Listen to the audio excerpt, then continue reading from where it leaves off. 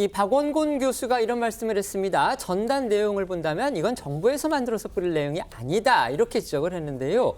북한에서는 이례적으로 이 무인기가 살포했다는 전단의 실제 사진까지 공개를 했습니다. 물론 이제 거기에 어떤 글이 쓰여져 있는지 이 구체적인 문구는 좀 흐릿하게 가리기는 했습니다. 네, 말씀하신 대로 북한이 주민들이 보는 내부 매체인 노동신문에 지난 10일 한국이 무인기를 평양에 침투시켜 대북 전단을 살포했다고 보도하면서 이 전단 사진을 공개했는데요. 이 사진을 보시면 흐릿하게 처리돼 있긴 하지만 자기 배불리에게 여념이 없는 김정은이라는 문구를 확인할 수가 있고요. 전단에 인쇄된 사진에는 김정은이 스위스 명품 시계를 착용하고 딸 김주애가 명품 패딩을 입은 사진도 담겨 있습니다. 이 사진은 김정은 부녀가 화성 17형 대륙간 탄도미사일 ICBM 시험 발사를 참관할 때의 모습으로 추정되는데요. 전단 아래에는 한국과 북한 주민이 연소득으로 살 수 있는 쌀과 옥수수 양을 비교하는 표 등 이 북한의 경제 상황에 대한 비판도 담겨 있습니다. 무인기를 우리가 보냈다 이런 북한 측 주장에 대해서 우리 군은 처음에는 그런 일이 없다고 했다가 곧바로 전략적 모호성 쪽으로 방향을 바꿔서 시인도 부인도 하지 않고 있습니다. 무인기 주체를 특정할 수 없도록 해서 북한 당국한테 혼란을 주겠다 이런 의도라고 합니다. 네, 처음에 북측 발표가 나왔을 때만 해도 이 김용현 국방장관은 국회 국정감사장에서 확인이 필요하다면서도 그런 일이 없다고 일단 부인을 했습니다. 하지만 얼마 지나지 않아서 국방부와 군은 확인해 줄 수 없다는 입장을 공식 발표하고 계속 고수하고 있는데요. 이 전략적 모호성을 취해서 북한의 대응과 행동에 혼선을 초래하겠다 이런 의도로 풀이가 됩니다. 탈북민 단체 등 특정 세력을 무인기 투입 주체로 확인을 하면 한국 내 정치적 논란으로 비화될 수 있는 데다가 또 무인기의 평양 진입이 앞으로도 이어질 수 있다 이런 부담을 북한에 안기는 효과도 있고요. 우리 정부가 책임 주체를 정하지 않으면서 이 사태가 재발하더라도 북한이 보복할 명분 찾기 어려울 거란 분석인데요. 정부와 군 당국 오늘도 한국발 무인기가 평양 상공을 침투했다는 북한 측 주장에 무엇도 확인해 줄 수 없다고 했습니다. 통일부 브리핑 들어보겠습니다. 북한은 그동안 지속적으로 취약한 체제 내부를 결집하고 주민 통제를 위해 외부의 위기와 긴장을 조성하고 과장하며 활용해 왔습니다. 북한의 의도가 무엇이든지 위협과 도발로 원하는 것을 결코 얻을 수 없을 것입니다. 북한의 주장에 대해서 사실 여부를 확인해 드릴 수 없습니다. 대해서도 사실 여부를 확인해 드릴 수 없다는 점을 양해해 주시기 바랍니다. 어쨌든 북한 입장에서는요, 이번 사태로 이 평양 방공망에 허점이 노출됐다. 이걸 자인하는 꼴이 돼버렸습니다.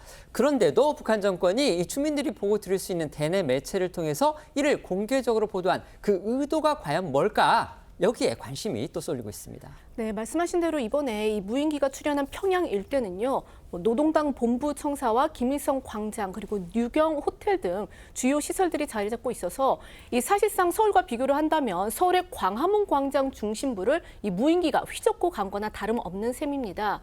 평양 일대는 수천 문의 이 대공포 그리고 지대공 미사일, 레이더 등이 배치된 이 세계에서 가장 조밀한 방공망으로 평가가 되어 왔지만 이 북한의 주장대로라면 이 무인기의 연이은 침투에도 격추에 실패했다 이렇게 자인한 셈이 되는데요.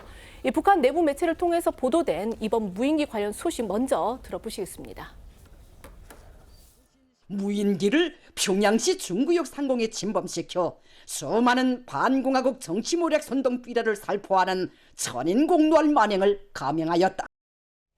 이번 무인기 사건을 처음부터 주민들에게 공개한 북한은 어제 나온 총참모부의 작전 예비 지시는 물론 김여정 부부장과 국방성 대변인의 추가 담화도 오늘 노동신문 등 내부 매체에 전면 보도하면서 대대적으로 선전을 했습니다.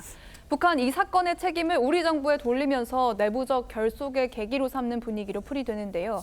신원식 국가안보실장도 그제 TV조선과의 인터뷰에서 북한이 내부 통제를 위해서 다시 긴장을 고조시킨 거라고 진단했고요. 일일이 대응하는 것 자체가 북한이 원하는 거라고 했는데요. 신 실장의 얘기 조금 더 들어보시죠. 북한이 어떤 문제를 제기했다고 해서 우리가 확인해 주느라고 하는 것 자체가 북한이 원하는데 말려드는 것이다. 일일이 대응하는 것 자체가 그렇게 현명하지 않다, 이렇게 생각합니다. 네. 북한은 끊임없이 체제 위협이 있는 것처럼 외부에서 마치 심양할 것처럼 해서 그 공포를 이용해서 집권을 유지를 했는데요. 평양의 방공망이 뚫렸다는 걸 인정하는 손해보다 체제 위협의 호기를 활용한 이익이 더 크다고는 전략적인 판단으로 오늘 공개한 것이 아닌가. 북한은 우리 측이 보낸 무인기가 평양 상공을 침투했다 이렇게 주장하면서 저렇게 흥분하고 있지만요. 그런데 이런 주장 자체가 적반하장이다. 이게 우리 군의 입장입니다. 네, 합참은요. 북한이 무인기 출처를 확인하지 못하면서 그 책임을 우리 정부에 돌리고 있고 북한은 우리 측으로 10여 차례 무인기를 보내온 책임에 대해서는 함구하면서 적반하장이 아닐 수 없다고 일침을 했거든요. 실제로 명백히 확인된 북한의 무인기 도발만 지난 10년간 10여 차례 있었기 때문인데요. 지난 2014년부터 시작된 북한의 무인기 도발, 경기도 파주와 백령도, 강원 삼척 등지에서 잇따라 추락한 북한 무인기가 발견되면서 드러났고요. 군이 무인기 잔해를 수거해 분석한 결과 발진과 복귀 좌표는 모두 북한 지역이었지만 북한은 자신들의 소행이 아니다라고 부인한 바 있습니다. 2022년 12월에는 북한 소형 무인기 5대가 수도권 영공을 침범한 일도 있었고요.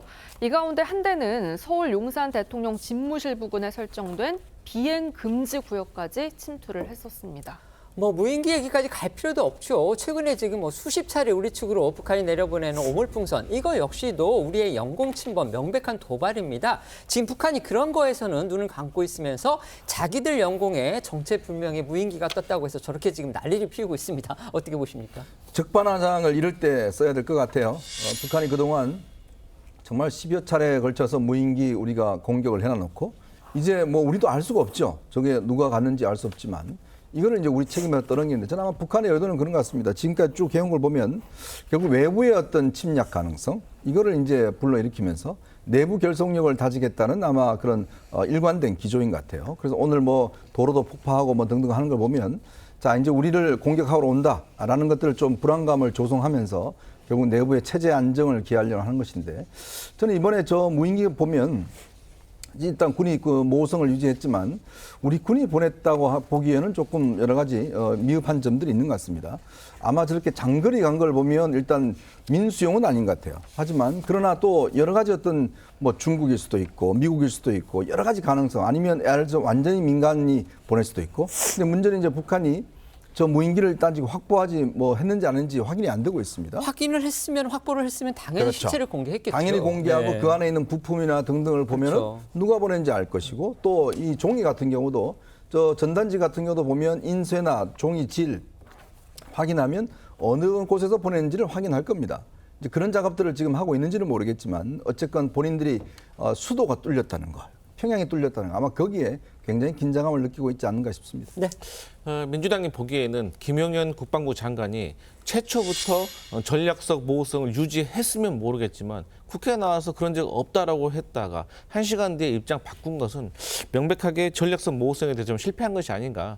그러면 이양 기사 이렇게 된 거 우리가 보냈으면 보냈다 아니면 아니다. 또 남측의 민간 단체에서 보냈다면 이것도 사실 문제가 될 수 있는 거거든요. 이 국가 안보와 관련된 것을 민간 단체가 부정한 어떤 영향을 줄 수 있기 때문입니다. 그래서 이러한 것들은 단호하게 대처를 하되 어쨌든 밝힐 것은 좀 밝히는 것이 지금 상황에서 현명하지 않을까 그렇게 보입니다. 네.